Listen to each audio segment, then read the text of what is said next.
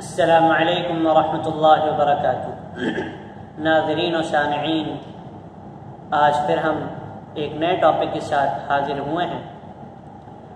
آج جس ٹاپک پر ہم بات کریں گے وہ ایسا ٹاپک ہے کہ اس ٹاپک میں مجھ سمیت کتنے ہی سارے لوگ آج اس سنت سے دور ہو چکے ہیں۔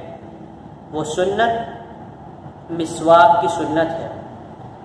سنن نسائی حدیث نمبر 5 عن عائشة رضی اللہ عنہا عن النبی صلی اللہ علیہ وسلم قال السواک مطہرة للفم ومرضاة للرب۔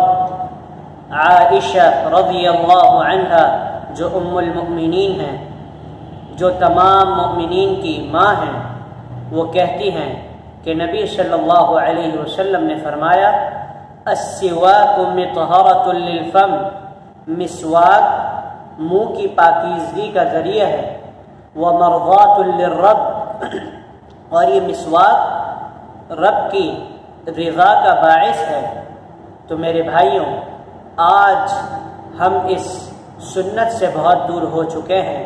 آئیے آج سے ہم عزم کریں، ارادہ کریں، پختہ ارادہ کریں کہ ضرور ہم اس سنت کو دوبارہ سے زندہ کریں گے اور اللہ کے رسول صلی اللہ علیہ وسلم کی اس بات پر عمل کریں گے۔